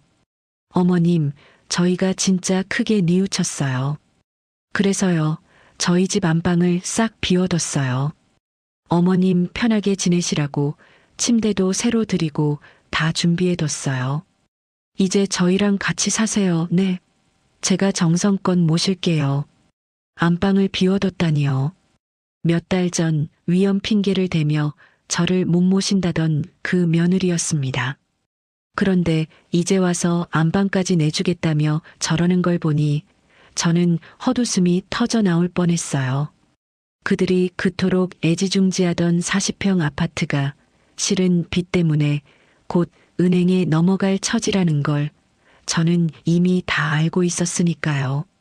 그 아파트 곧 남의 손에 넘어간다면서 그 안방을 나한테 내준다고? 저는 속으로 그렇게 되뇌며 겉으로는 아무 내색도 하지 않았습니다. 아들은 제 손을 부여잡고 더욱 애절하게 매달렸어요. 엄마, 응? 우리가 이렇게 싹싹 빌잖아. 지난 일은 다 잊고 우리 다시 예전처럼 지내자. 엄마 없으니까 집안이 텅 빈 것 같고 나 진짜 후회 많이 했어. 엄마가 우리 집안의 기둥인데 내가 그걸 몰랐어. 집안의 기둥이라니. 병실에 버려질 땐 짐덩어리였던 어미가 이제는 집안의 기둥이 되어 있었어요. 바로 그 순간 아들의 재킷 안주머니에서 삐죽 튀어나온 종이 한 장이 제 눈에 들어왔습니다. 슬쩍 보니 그건 부동산 광고 전단이었어요. 요양원에 가라던 그 아들이 이번엔 어미를 모신다면서 벌써 더 큰 집을 알아보고 다닌 흔적이었죠. 아마도 그 50억으로 새 집을 살 꿈에 부풀어 있었나 봅니다. 저는 그 광경을 보며 가슴속에서 서늘한 것이 스멀스멀 차오르는 걸 느꼈어요. 하지만 저는 여기서 제 감정을 함부로 드러내지 않았습니다. 대신 저는 떨리는 목소리를 애써 가다듬고 눈가에 살짝 물기를 머금은 채 입을 열었어요. 그래, 도진아. 네가 이렇게 뉘우치고 찾아와 주니 이 어미가 무슨 말을 하겠니? 제 입에서 그 말이 흘러나오자 무릎 꿇고 있던 아들 내외의 얼굴에 화색이 확 도는 게 보였습니다. 두 사람은 서로 눈빛을 주고받으며 이제 다 됐다는 듯한 표정을 지었어요. 제 손을 잡은 아들의 소나기에 은근히 힘이 들어가는 것도 느껴졌죠. 저는 그런 두 사람의 얼굴을 물끄러미 바라봤습니다.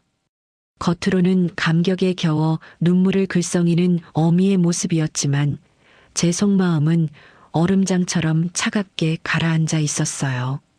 그래, 실컷 웃어라. 실컷 기대해라. 저는 그렇게 속으로 되뇌며 무릎 꿇은 자식들의 정수리를 조용히 내려다보았습니다. 제가 눈가에 물기를 머금은 채 서 있자 무릎 꿇고 있던 아들의 어깨가 눈에 띄게 들썩였어요. 아들은 기다렸다는 듯 제 손을 더욱 꼭 부여잡으며 목소리를 높였습니다. 엄마, 그럼 우리 용서해 주는 거야? 응? 저는 잠시 뜸을 들였어요. 속으로는 이 뻔뻔한 연극이 우스워 견딜 수가 없었지만 겉으로는 세월에 지친 늙은 어미의 얼굴을 하고 있었죠. 저는 천천히 고개를 끄덕이며 아들의 등을 토닥였습니다. 그래, 어쩌겠어. 아무리 그래도 핏줄인데 부모 자식 간에 무슨 원수를 지겠다고. 다 지난 일이다. 그 말이 떨어지기가 무섭게 아들과 며느리의 얼굴에 환한 웃음꽃이 피어올랐어요. 두 사람은 서로를 바라보며 참았던 안도의 한숨을 내쉬었습니다. 며느리는 아예 제 손을 덥석 잡고 어머님 감사해요. 정말 감사해요 하며 호들갑을 떨었죠. 방금 전까지 눈물을 짜내던 얼굴에 이렇게 빨리 화색이 돌다니.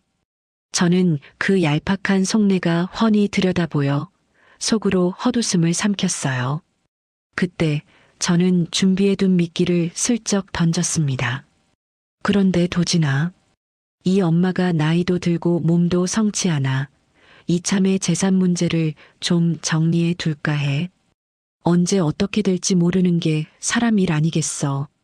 재산이라는 그 두 글자에 아들 내외의 눈빛이 순식간에 달라지는 게 보였어요. 두 사람은 애써 태연한 척했지만 눈동자가 흔들리는 것까지는 감추지 못하더군요.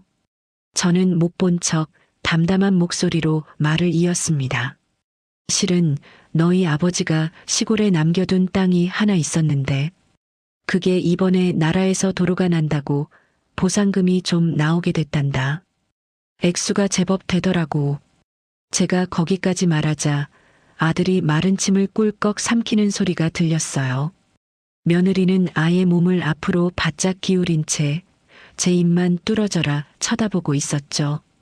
두 사람 다 제법 되는 액수가 대체 얼마인지 궁금해 죽겠다는 표정이었어요. 하지만 저는 정확한 금액은 끝내 입에 담지 않았습니다. 그저 그 궁금증이 그들의 욕심을 더 부풀리도록 여지만 남겨두었죠.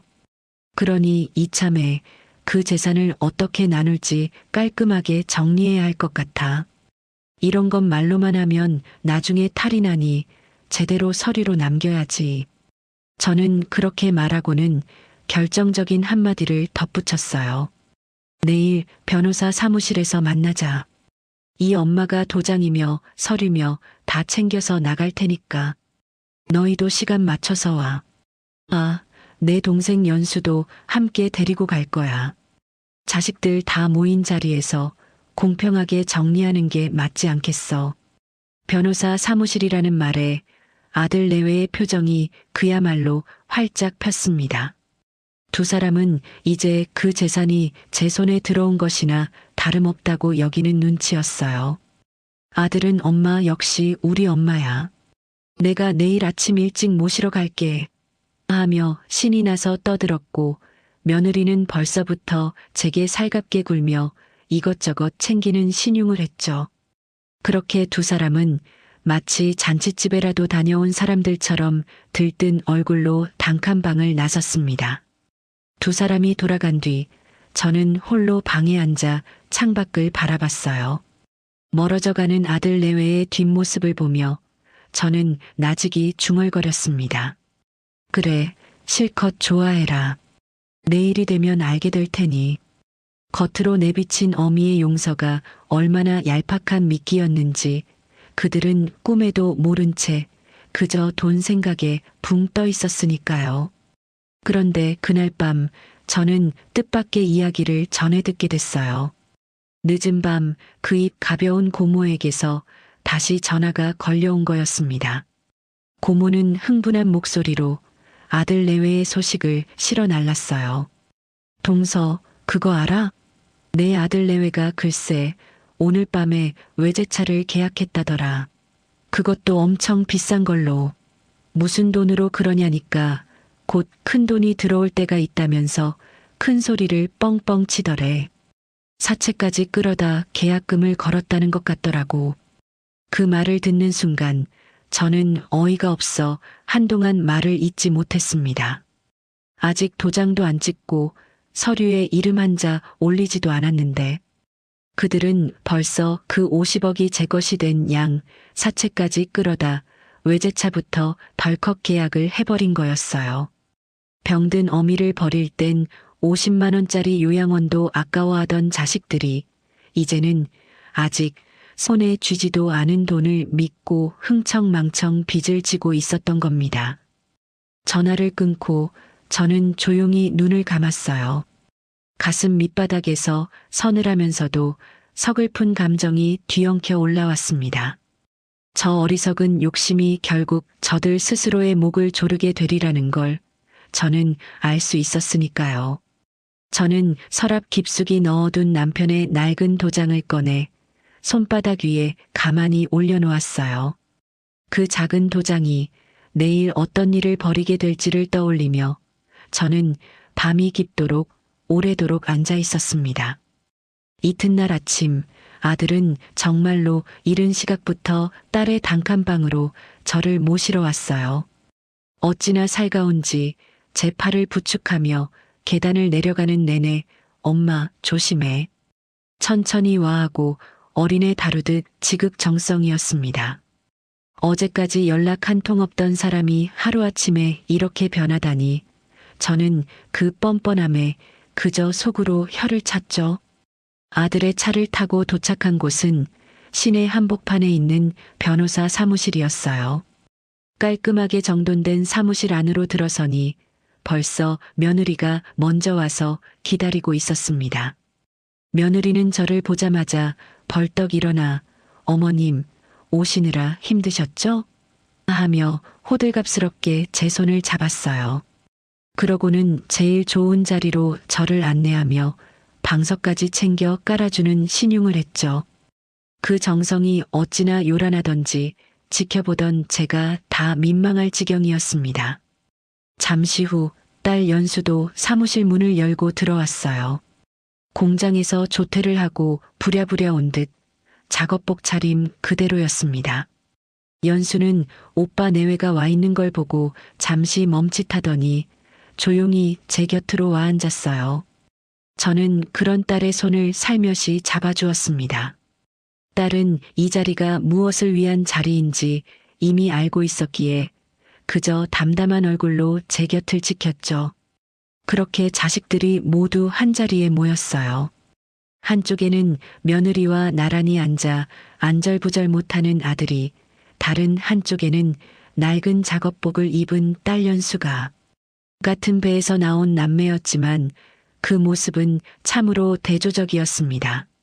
한쪽은 돈 냄새를 맡고 달려와 잔뜩 들떠 있었고, 다른 한쪽은 그저 어미 곁을 지키러 온 것뿐이었으니까요.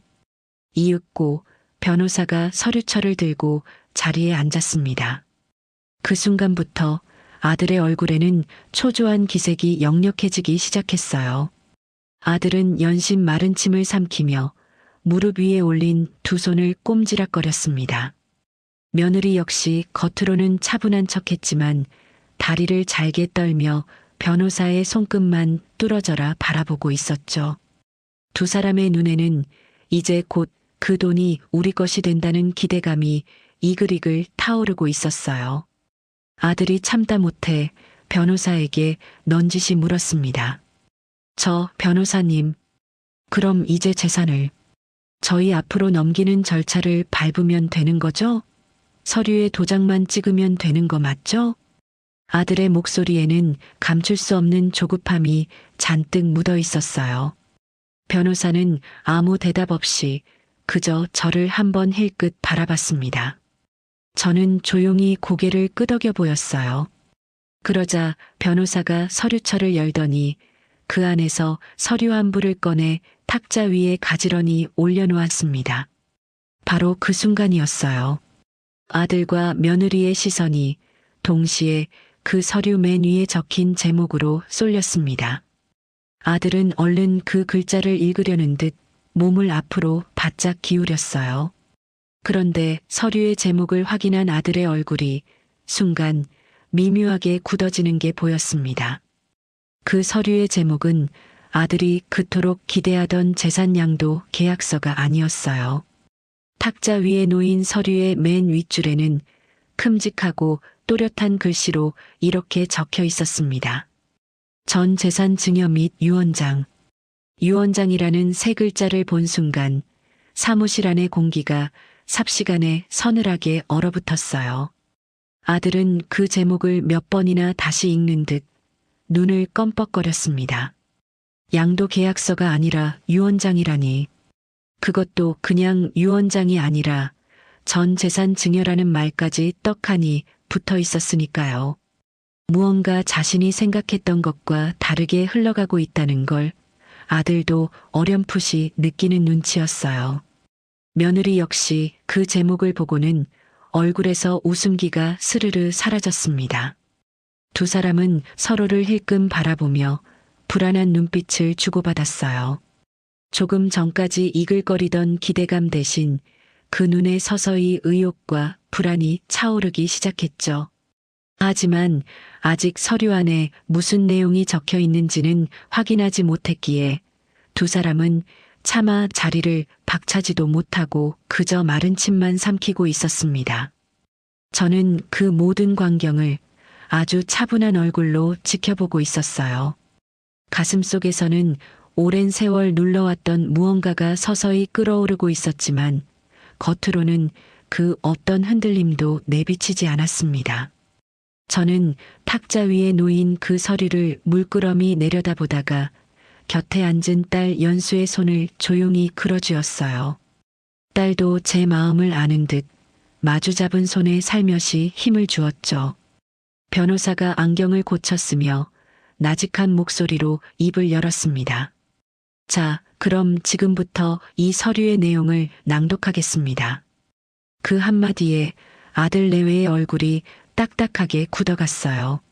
서늘하게 가라앉은 사무실 안 모두의 시선이 그 한 장의 서류 위로 무겁게 내려앉고 있었습니다.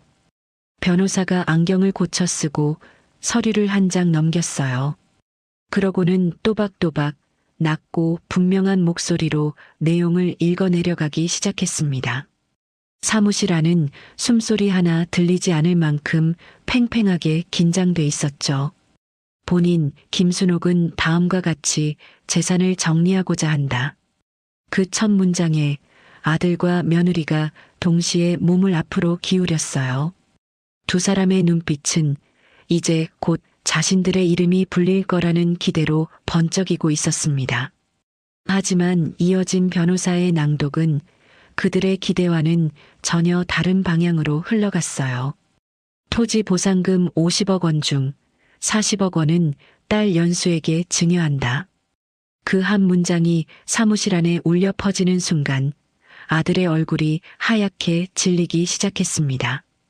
변호사는 아랑곳하지 않고 다음 문장을 이어서 읽었어요.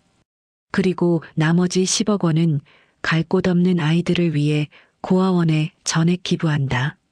더 이상 이 재산에 대한 본인의 뜻은 확고하며 그 누구도 이를 뒤집을 수 없다. 낭독이 끝나자 사무실 안에는 무거운 정적이 내려앉았습니다. 곁에 앉아있던 딸 연수가 놀란 얼굴로 저를 바라봤어요. 그 눈에 그렁그렁 눈물이 차오르는 게 보였습니다. 연수는 엄마 하고 겨우 한마디를 내뱉고는 더 이상 말을 잇지 못했어요. 그 착한 아이는 그 돈을 바란 적도 없었기에 더욱 어쩔 줄을 몰라 했죠. 반면 아들 내외의 얼굴은 그야말로 볼만했습니다. 방금 전까지 기대에 차번들거리던 아들의 두 눈이 튀어나올 것처럼 커졌어요. 며느리는 입을 딱 벌린 채 얼어붙은 듯 꼼짝도 하지 못했습니다. 두 사람은 그 낭독 내용을 도무지 믿을 수 없다는 표정으로 저와 변호사를 번갈아 쳐다봤어요. 그러다 아들이 벌떡 자리에서 일어나 소리를 질렀습니다. 엄마 지금 미쳤어. 40억을 연수한테 주고 10억은 고아원에 준다고. 그럼 나는 뭐야? 엄마 아들인 나는. 아들은 얼굴이 시뻘개진 채 눈에 핏발을 세우고 저에게 삿대질을 해댔어요. 침이 튀도록 악을 쓰는 아들의 모습에서는 조금 전까지 무릎 꿇고 눈물 흘리던 효자의 모습은 온데간데 없었습니다. 오직 돈을 빼앗겼다는 분노와 배신감만이 그 얼굴에 흉하게 일그러져 있었죠. 저는 그 모습을 보며 오히려 마음이 차분해지는 걸 느꼈어요. 저는 천천히 자리에서 일어났습니다. 그리고 미리 챙겨온 낡은 가방 안에서 접어두었던 종이 한 장을 꺼냈어요. 몇 달 동안 제 가슴을 갈기갈기 찢어놓았던 바로 그 요양원 홍보책자였습니다. 저는 그 구겨진 홍보책자를 손에 꽉 쥐고 아들의 얼굴을 똑바로 노려봤어요. 네 몫이 왜 없어? 저는 그 홍보책자를 아들의 얼굴을 향해 힘껏 집어 던졌습니다.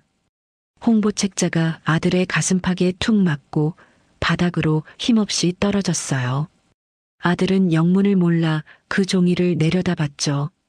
요양원 사진이 화려하게 박힌 그 홍보책자를요. 저는 오래 눌러왔던 울분을 토해내듯 우렁찬 목소리로 사자우를 터뜨렸습니다. 네 몫은 이미 다 가져갔잖아. 이 엄마가 네 아빠가 남긴 집까지 팔아서 네 40평짜리 아파트 사줄 때 이미 다 줬어. 내가 네한테 할 도리는 그때 이미 다 했다고. 제 목소리가 사무실 안을 쩌렁쩌렁 울렸어요. 그리고 네가 진짜로 받을 몫은 바로 이거다. 이 50만 원짜리 요양원. 병든 어미 갖다 버리라고 네가 내 병상에 내던지고 간 2종이 쪼가리. 내가 이걸 액자에 끼워 놓고 하루에도 12번씩 들여다보면서 이를 갈았다. 이게 바로 네 몫이야. 아들은 바닥에 떨어진 홍보책자과 저를 번갈아 보며 부들부들 떨기 시작했습니다.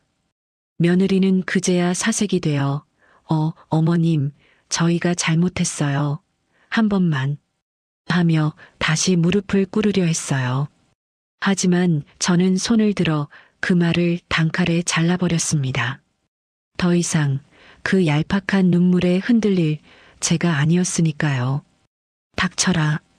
병든 내가 갈 곳 없어 헤맬 때 니들은 문 비밀번호까지 바꿔가며 나를 내쳤어. 그런 니들이 돈 냄새 맡고 기어와서 무릎을 꿇어? 저는 마지막으로 아들의 눈을 똑바로 바라보며 말했어요. 똑똑히 들어. 내 재산은 10원 한 장도 니들한테 갈 일 없다. 나는 오늘부로 니들 같은 자식 둔 적 없는 셈 칠 테니 다시는 내 앞에, 연수 앞에 얼씬거리지도 마. 당장 꺼져. 그 말을 끝으로 저는 곁에 선 딸 연수의 손을 꼭 잡았습니다. 아들 내외는 넋이 나간 얼굴로 그 자리에 얼어붙은 채 아무 말도 하지 못했어요. 방금 전까지 손에 쥔 줄로만 알았던 50억이 신기루처럼 눈앞에서 사라져버렸으니까요. 저는 더는 그들을 쳐다보지도 않고 딸의 부축을 받으며 천천히 사무실 문을 향해 걸음을 옮겼습니다. 등 뒤로 아들이 무너지듯 주저앉는 소리가 들려왔어요. 하지만 저는 돌아보지 않았습니다. 오랜 세월 제 가슴을 짓눌러온 그 무거운 응어리가 그제야 조금은 풀려 내려가는 것 같았어요. 사무실 창으로 쏟아지는 햇살이 딸의 손을 잡고 걸어나가는 제 어깨 위로 따스하게 내려앉았습니다.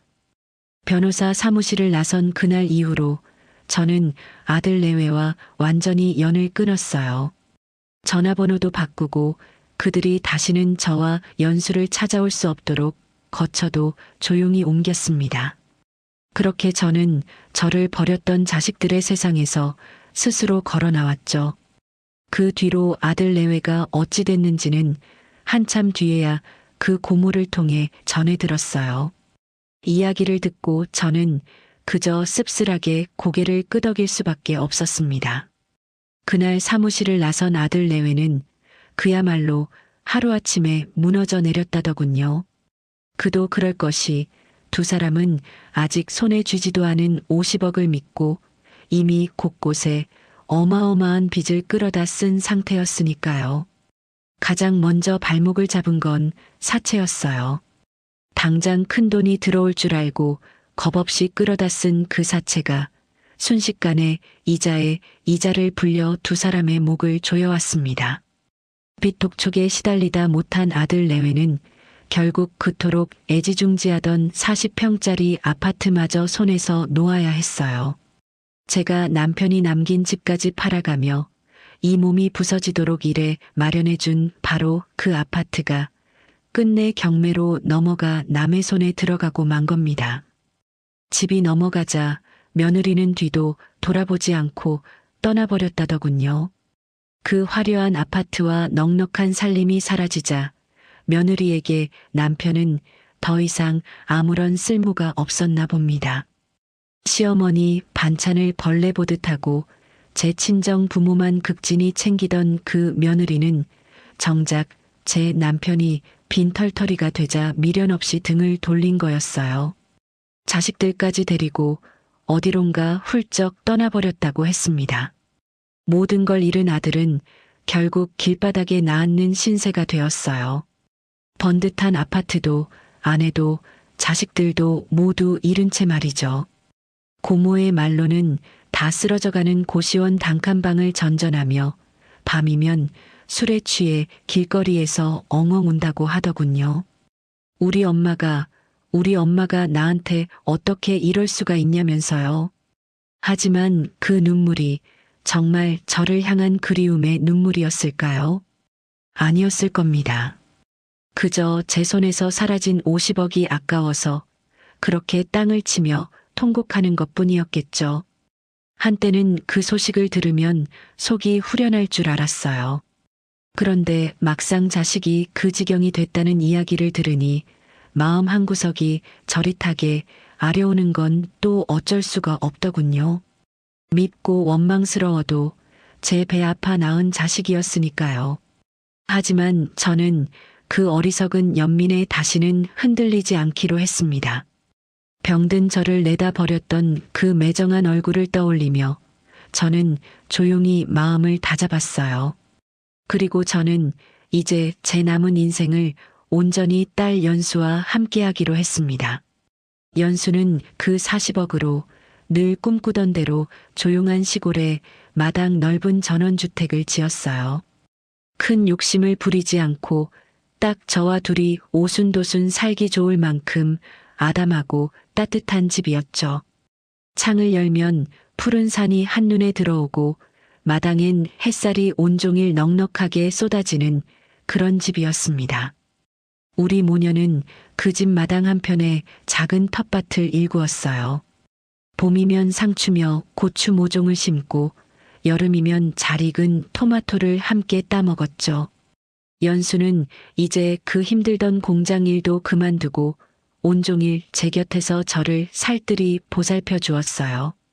아침이면 마당에서 함께 채소에 물을 주고 저녁이면 직접 기른 채소로 밥상을 차려 마주 앉아 도란도란 이야기를 나누었습니다. 절뚝이던 제 다리도 마음이 편안해지니 하루가 다르게 좋아졌어요. 이제는 지팡이 없이도 마당을 거닐 수 있게 됐고 밤마다 저를 괴롭히던 그 아픔도 씻은 듯이 사라졌습니다. 무엇보다 자식 눈치 보며 마음 졸이던 그 서러운 세월이 끝나니 얼굴에도 절로 웃음이 피어나더군요. 평생 처음으로 저는 온전히 사랑받고 있다는 것이 어떤 것인지를 느끼게 됐어요. 어느 봄날 저녁이었습니다.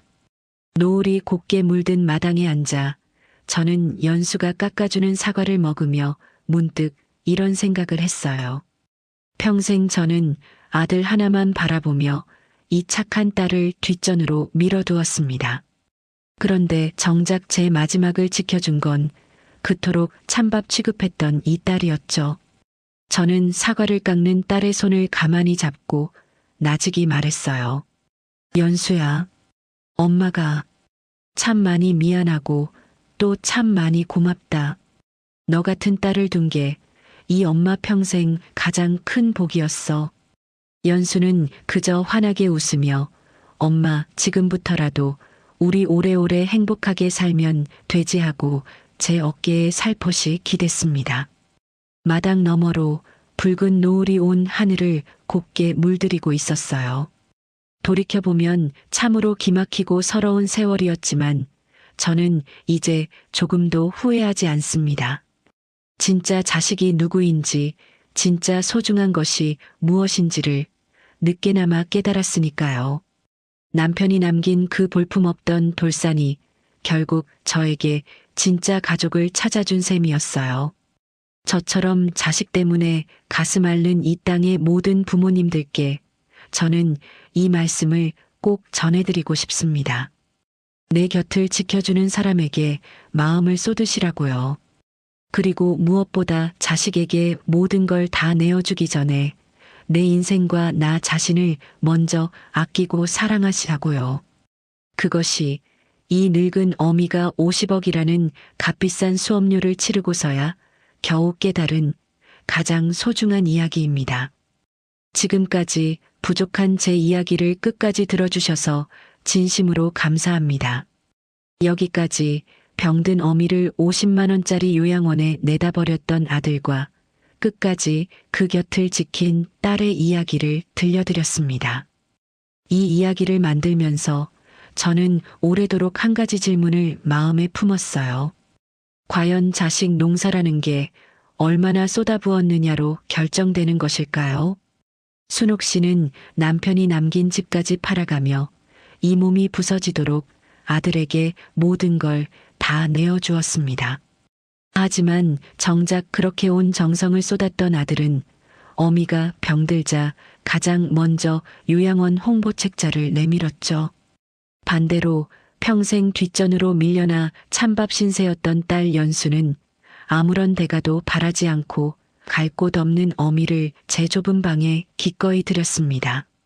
저는 이 대목에서 사랑이라는 게 결코 준 만큼 돌아오는 것이 아니라는 걸 다시 한번 느꼈어요.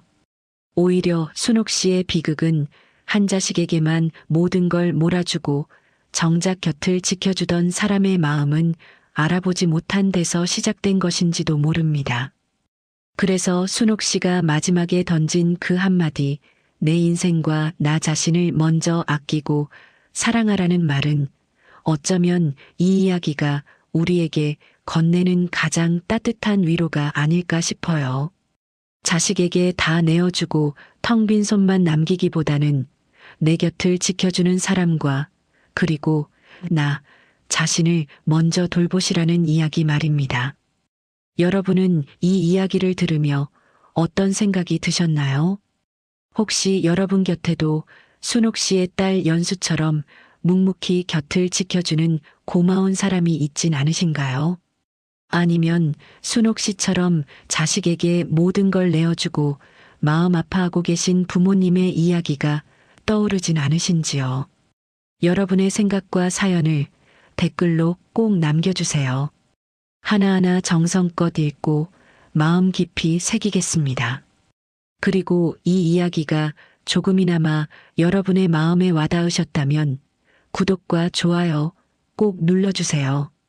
여러분의 그 작은 손길 하나가 이렇게 따뜻하고 뭉클한 이야기를 계속 만들어 나갈 수 있는 가장 큰 힘이 됩니다. 알림 설정까지 해두시면 다음에도 여러분의 마음을 울릴 새로운 사연으로 가장 먼저 찾아뵙겠습니다. 지금까지 긴 이야기 끝까지 함께 해주셔서 진심으로 감사합니다. 다음 이야기에서 또 뵙겠습니다. 건강하세요.